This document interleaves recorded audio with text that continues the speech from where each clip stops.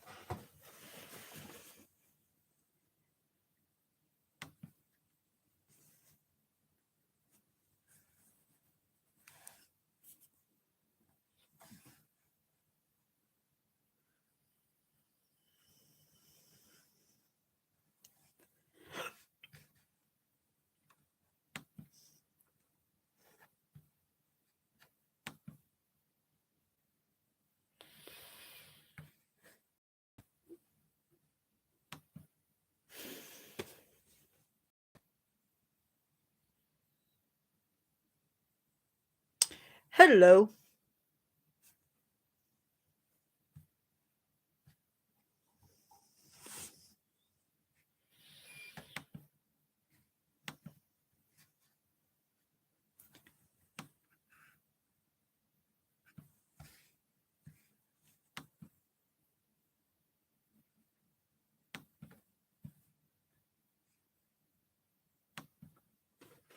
Woohoo! That's half the battle.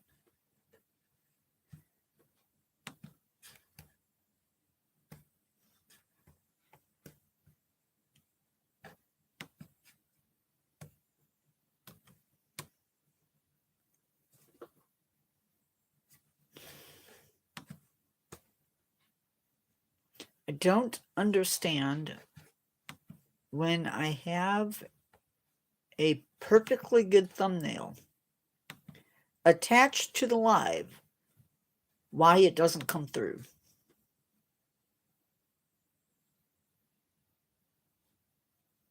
Weird. Well, that's good.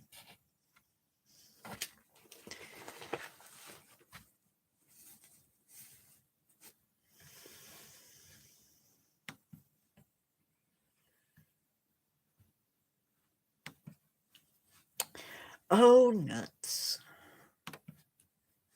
Okay, let's see.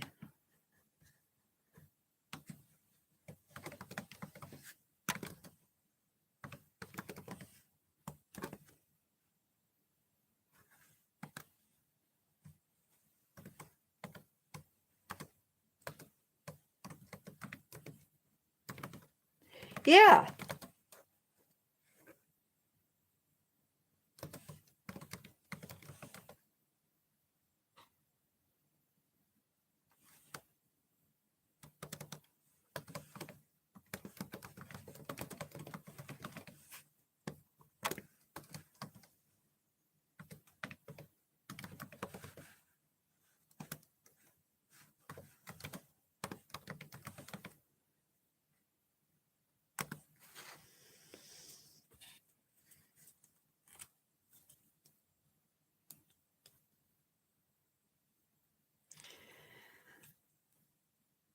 I had 4 different species of carnivorous plants, if I remember right.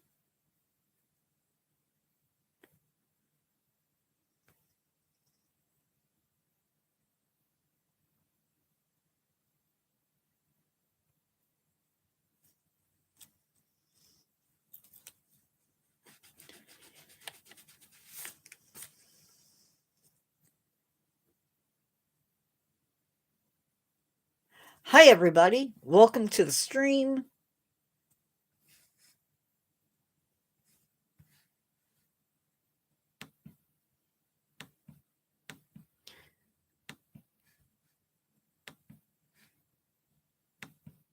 I have a bunch of stuff that we're going to talk about at the end that's super important. One of which I'm going to hit on now so that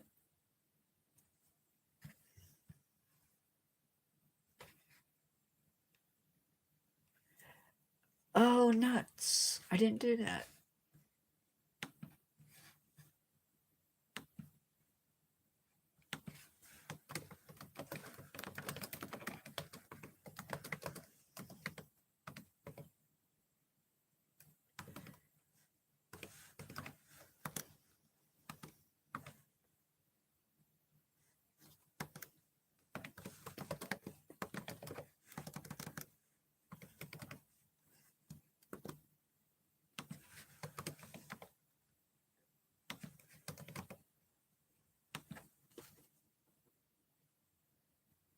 Okay, I think I've got all of that covered.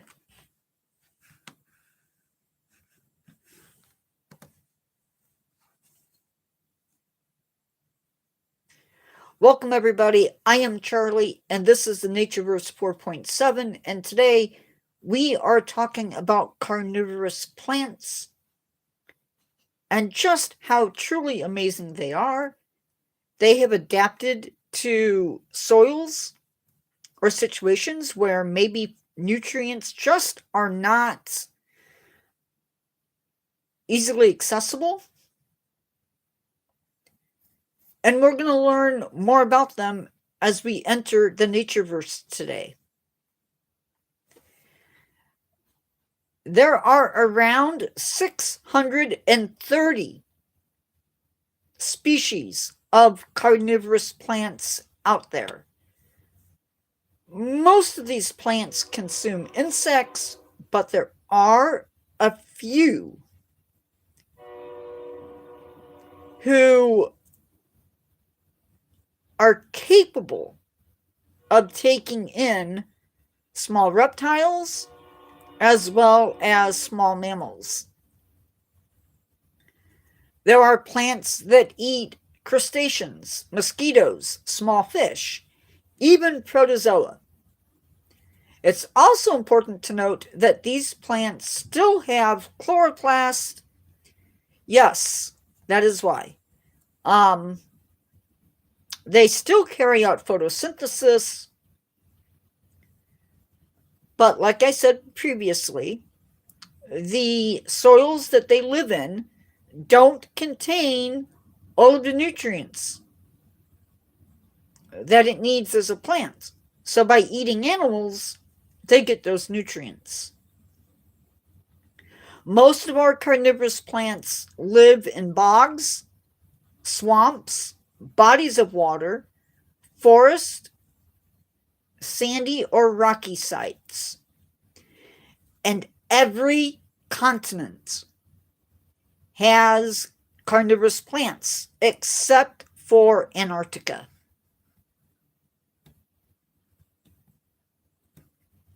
So, what plants are carnivorous? Venus flytraps, sundews, butterworts, bladderworts, and pitcher plants are the main carnivorous plants that most of us know about.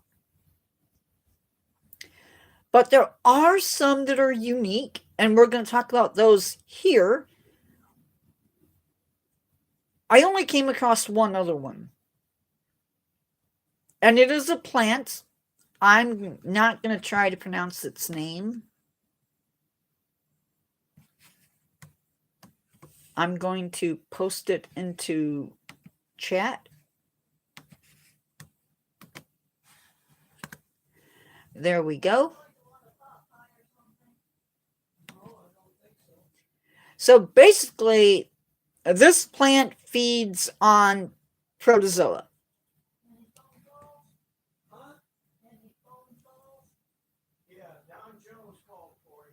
So they live in fresh water.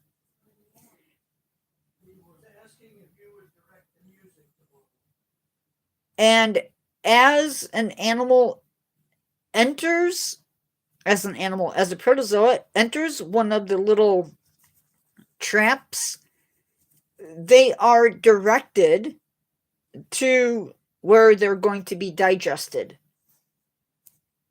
And that basically how that works.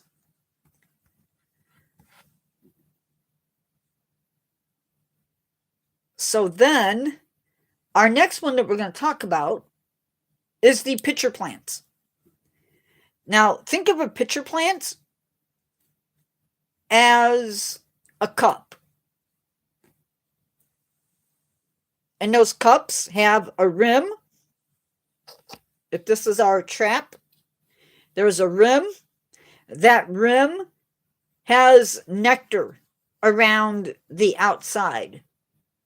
So when an ant or a fly or whatever it might be comes up to get that nectar, they will fall into the trap because that rim is really slippery. There are also hairs that keep animals from climbing back up. Now, a pitcher plant has liquid down below. That liquid is going to be a digestive fluid which slowly dissolves the prey. Now, there are plants that are big enough to take other prey, such as mice or other small creatures. I've even heard of one that feeds on the poop of tree shrews, I think it is. And they get the nutrients they need from it.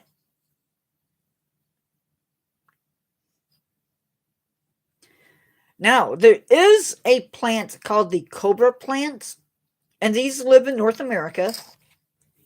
And they work by food falling into the trap from the bottom, so they climb into the hole at the top and then fall down. But these plants are different than a pitcher plant. They do not make digestive enzymes. So what they do is the insect crawls in through the hole. They fall down into the bottom where there is fluid, but what breaks them down is actually a symbiotic bacteria that the plant has within them.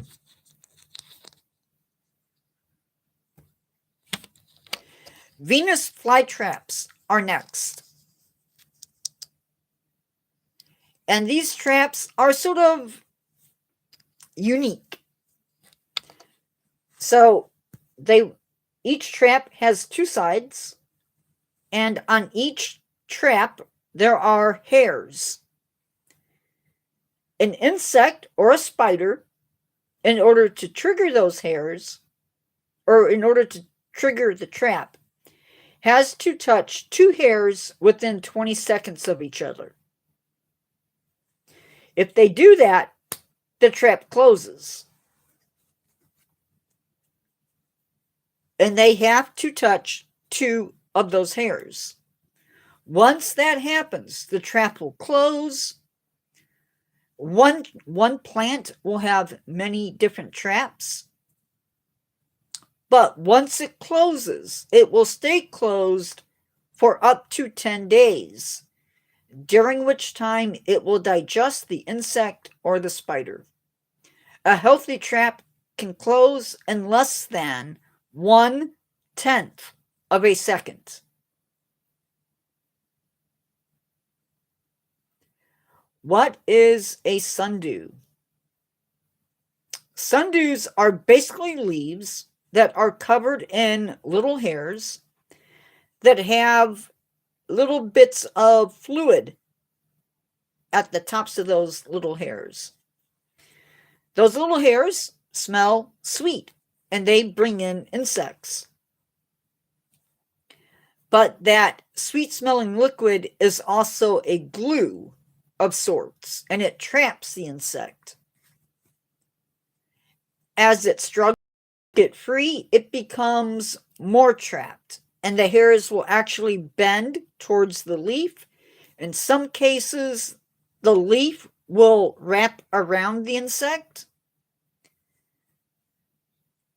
And once it's trapped, the hairs will produce digestive enzymes, and the insect is then dissolved as good as can be. Now, butterworts. This is our next group. And these plants are not ground dwellers. Oh, wait. Sorry, I messed up. But butterworts are one of my favorite carnivorous plants. They're pretty basic when it comes to the trap. The leaves have two glands, one that produces a sticky mucus-like fluid, and the other produces the digestive compounds. If an insect lands on the leaves, they get stuck. Think of basically living flypaper. Once they land on the leaf, they're helpless, and the plant starts producing digestive compounds, and all is basically done and said. Now, all of these plants that we've talked about produce flowers. And some of the prettiest of these flowers comes from the butterworts. There is one last plant, or group of plants, that we're going to talk about. And that is the bladderworts. And these are really cool. They live in the water. And basically they live... Most of the plant will sit above the water.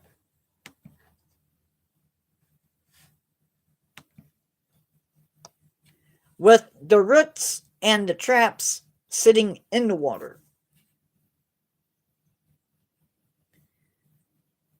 So what happens is the plant has traps, little cups, little bladders, if you will. And they will force the water out of those traps and then seal it. And that is when the trap is primed, ready to spring. A water flea or some other small creature will come up, and there's little hairs around the trap. They will touch those hairs, and then the trap springs. And when it opens, it sucks in the water like a vacuum. And this happens really quickly, within 0.3 milliseconds.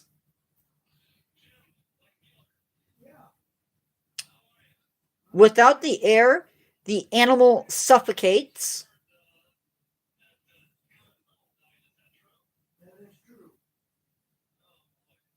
And in just a few hours, the deed is done.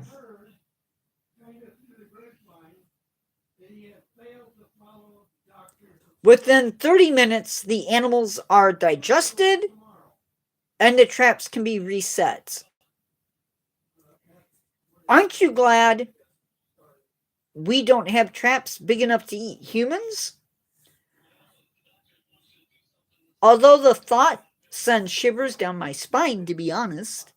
Imagine something as innocent as a plant being able to trap its meal using a seductively sweet fluid, and then, bam! It's all over. And basically, that is how it works.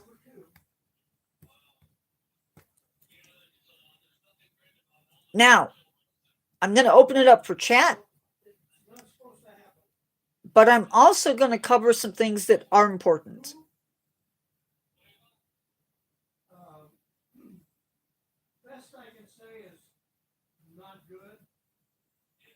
First off, tonight, we are doing dragonflies and damselflies, something I've already talked about on the channel, but I forgot to change it up, so we are doing it again. Tomorrow's 1 p.m. live is not going to happen. I will be out of the house.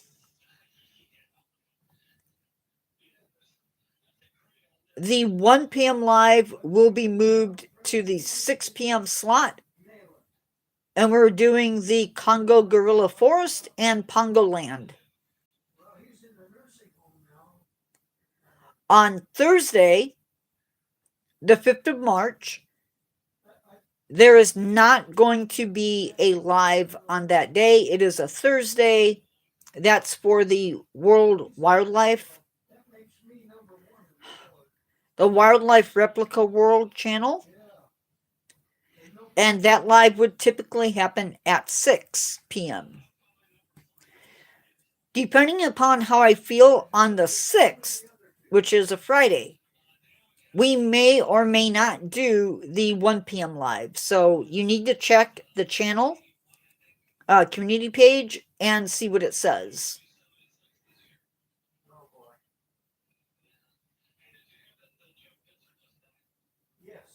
Now, I decided last night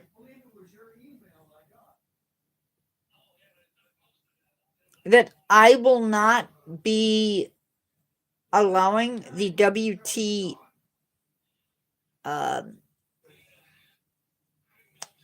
but the blank will not be allowed anymore on my channel. Basically because there's kids that come in my channel, and I want to do my best to keep it as clean as possible.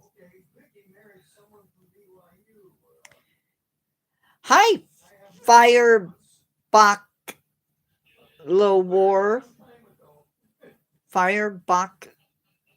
of War 13. Hi. Welcome to the channel. So, I'm just not allowing it.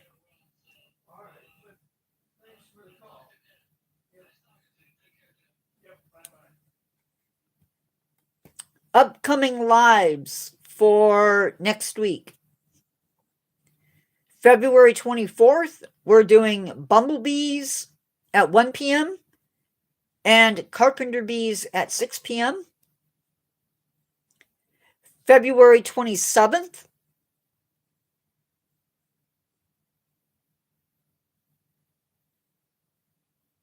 oh, I'm glad. I recognize your cousin's name. Well, that's good. I guess. February 27th, we're going to be doing something a little bit different. We're going to be doing the mythology of owls and how owls work into the mythologies and folklore of different countries. And then February 28th, we have our monthly roundup, and we're going to do an experiment. Oh, cool. Which one did you have?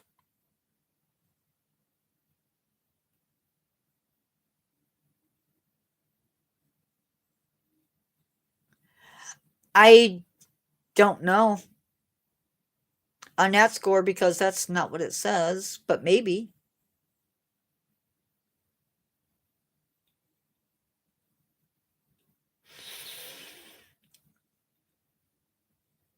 Upcoming videos, we have one more for this week. And then we start doing the sundews are awesome. I've had sundews.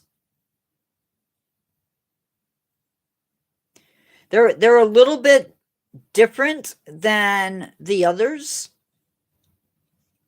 but that's what makes them fun. We're going to be doing upcoming videos are red-eared sliders, which is a turtle, buckeye trees, mermaids as a cryptid, horsehair worms, Swanee Mexican shell, Swanee rivers as a habitat, and karst. I go live Tuesdays, Fridays, and Saturdays at 1 p.m. and 6 p.m. Central Standard Time. And we're opening it up for chats. I think I covered everything that I needed to cover. I personally, my favorite are probably the butterworts. Especially if you can get one of the ones.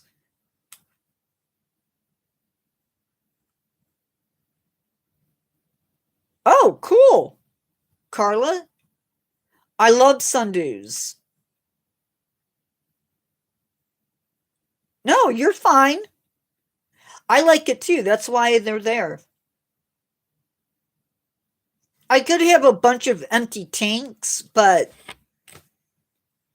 no, I like this. I have had. Nice. Then you're in the right place, man. Because we talk a lot about animals. Every once in a while we throw plants in, but the next video that's going to be posted hopefully today, if not, it'll be up for Saturday. Oh.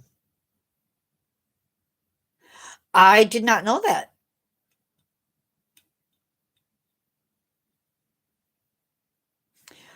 Just FYI, if you ever have a Venus flytrap, do not feed it hamburger.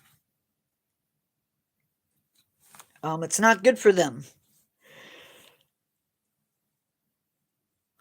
Something about the fats in it. I actually had all of my plants outside.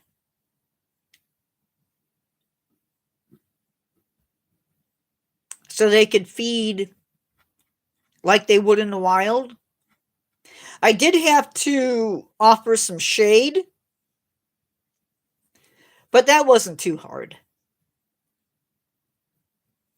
No, my plants were outside.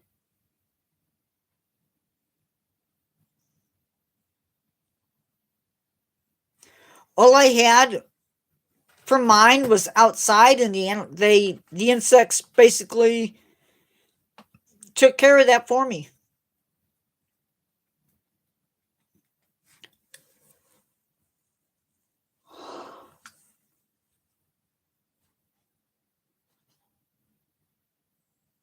But Venus flytraps are cool too.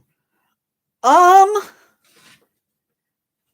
didn't know how to winter them over, so most of the summer.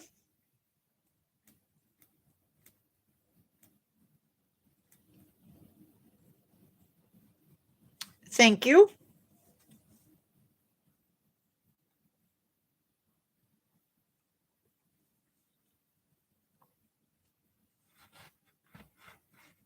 I don't remember the species, but I had a butterwort, a sundew, a purple pitcher plant, and a Venus flytrap. You can overwinter all of the plants.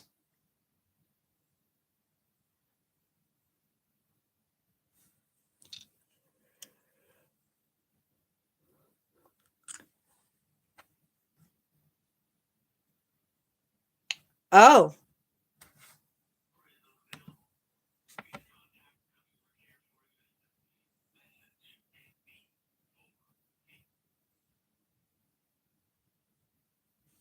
Yeah, they're not. The only thing you need to watch out with Venus flytraps is that you don't like sit there and play with them to make them close up.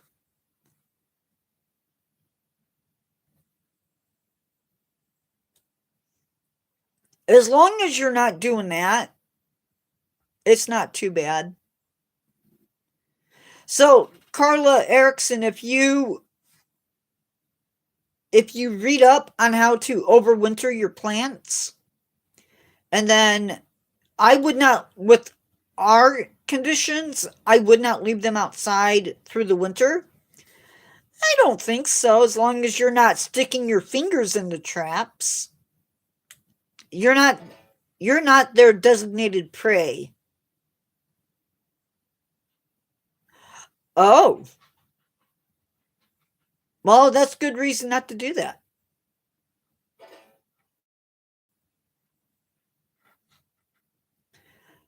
Um, if you do have plants and you're in a really cold climate, you can leave them out during the summer. Prep them for time spent for winter, and then put them back outside once the weather warms up. You may have to provide, like I said, a little bit of shade for them, but plenty of insects out there for them. And spiders, because they will eat spiders.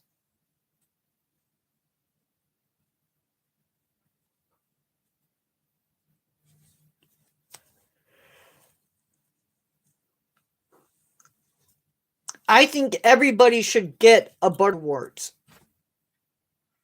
They're just so awesome.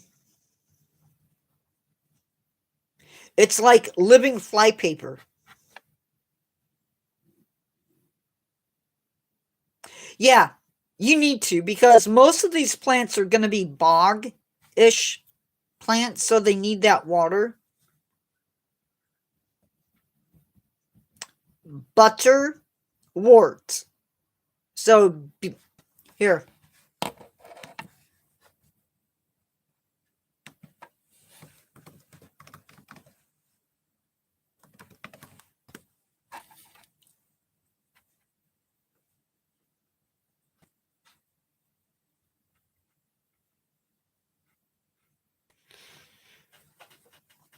Nowadays, the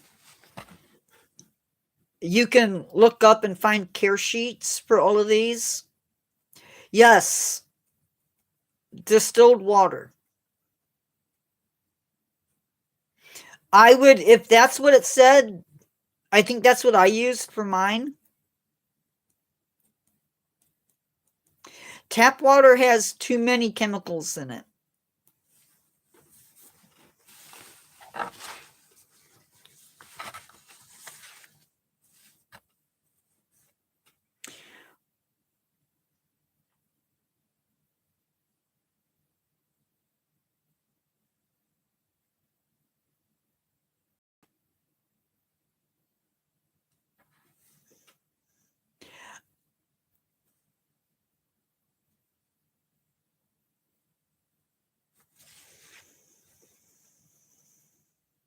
Um, so tomorrow we will not be having 1 p.m. live because I have to be out of the house. And then Thursday, the 5th of March, I will be out of the house. And probably by the time 6 p.m. comes around, I'm not going to be in any shape to be live. So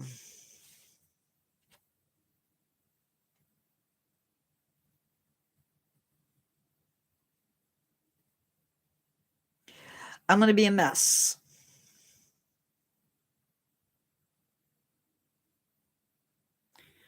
More than likely, so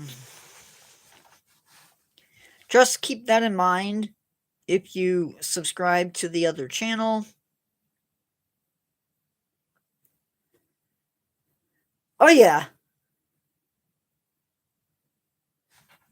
Well,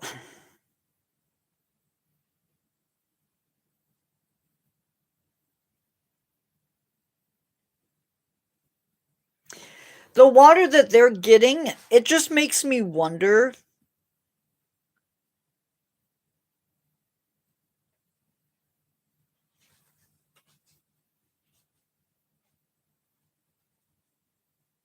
because we chlorinate our water a little bit.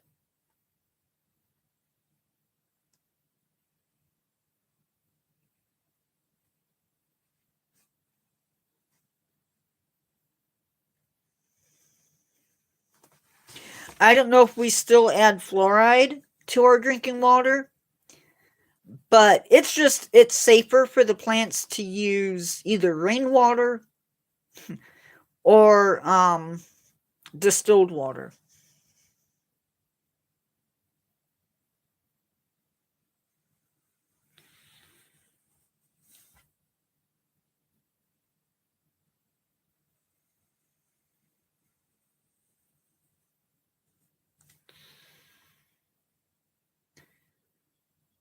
I'm excited for the future for the channel.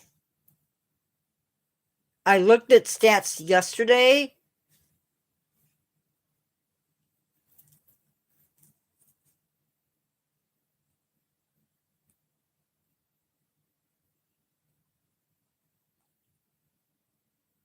Well, if you use like tap water on house plants, it's probably not going to kill them. But you don't want to use tap water on your carnivorous plants. And maybe the distilled water would be better than others. I don't know.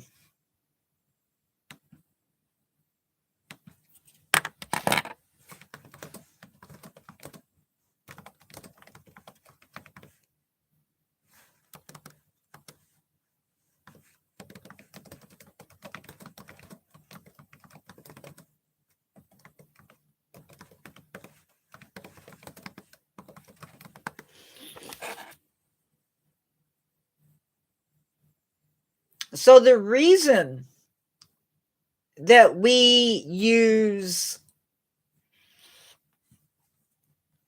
um the reason that we use distilled water is to mimic their natural and nutrient poor and acidic habitat, protecting them from mineral toxicity. Tap water contains salts, calcium, and chlorine that cause mineral buildup that can burn their roots and kill them over time. They require water with total dissolved solids under 50 parts per million. Rainwater would be okay.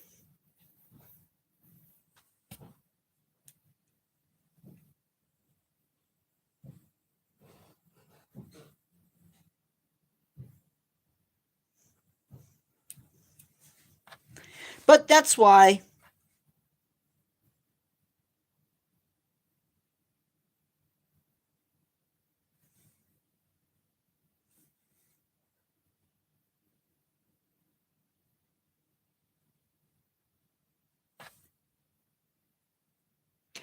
I had mine out in the 90s and maybe early 2000s, so and they did okay.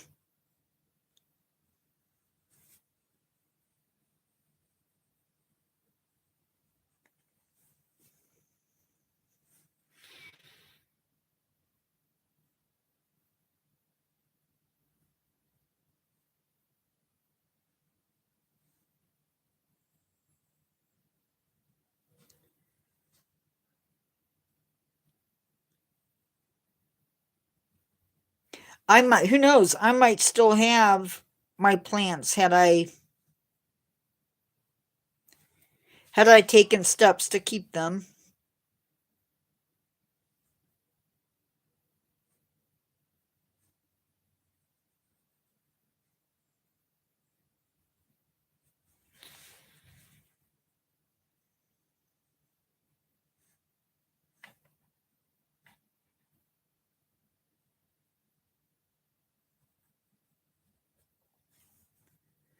I'd like to get some mother-in-law tongue. Is that what it's called? Just a plant to have in the room. Something I can't kill too easily.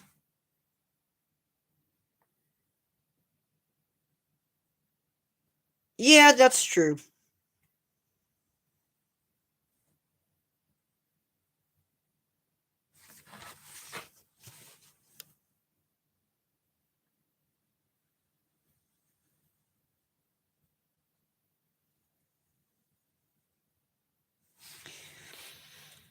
My dad, I don't know if you know this, but if you grow your peppers in a pot, which you can do,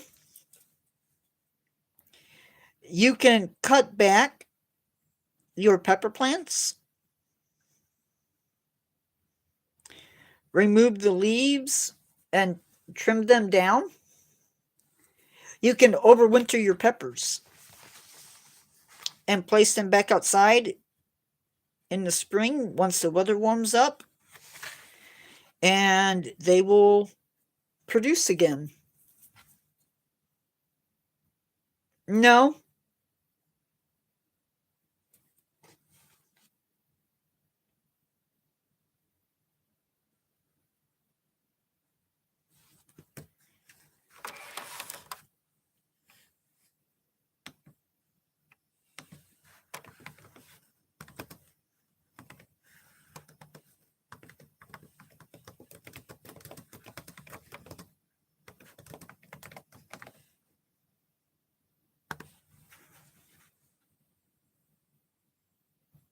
a waning moon leading to the peak of an asteroid meteor shower.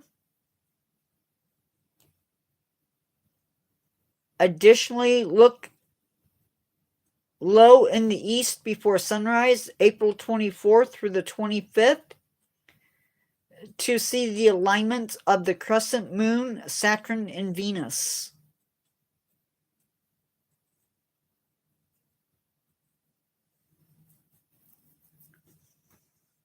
That's all I'm seeing.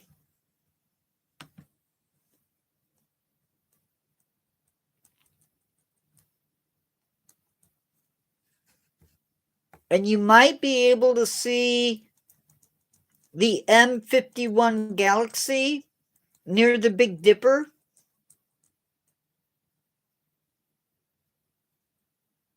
Orion will be fading away into the western twilight, while Leo and Virgo will become more prominent. Yep. See ya, Carla. Take care.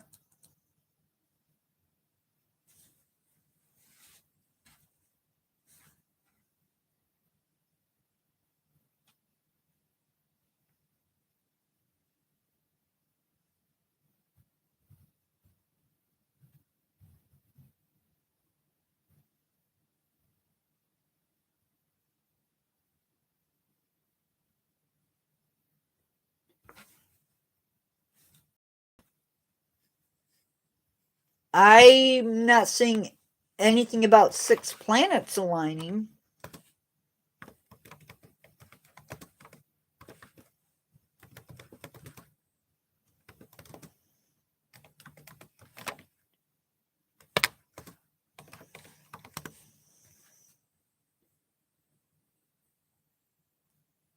February 28th.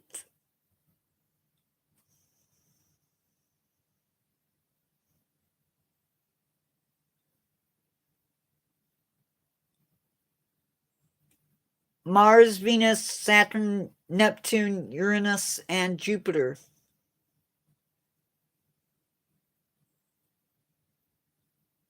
There actually it'll be visible from February 20th to March 5th.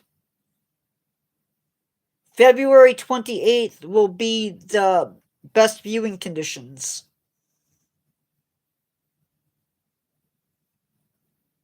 Okay. Take care.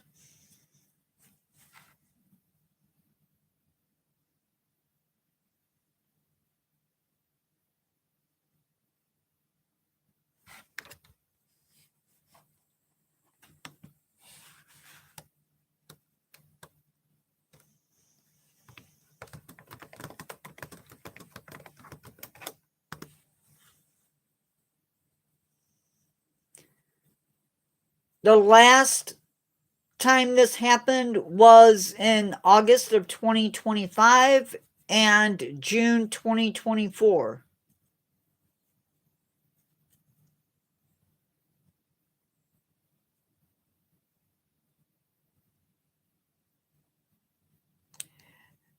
By Fireball of War 13. I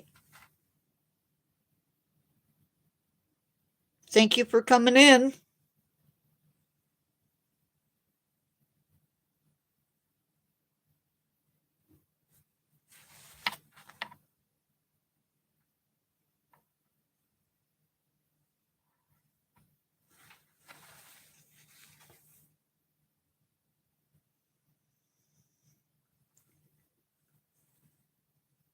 Mm,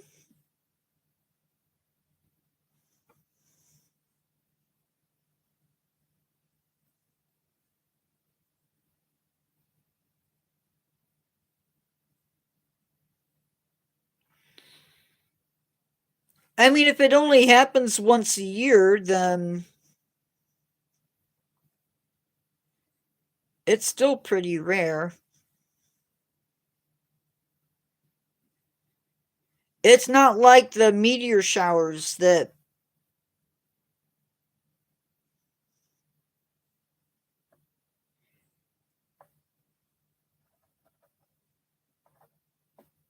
you can almost set a clock to those. Okay.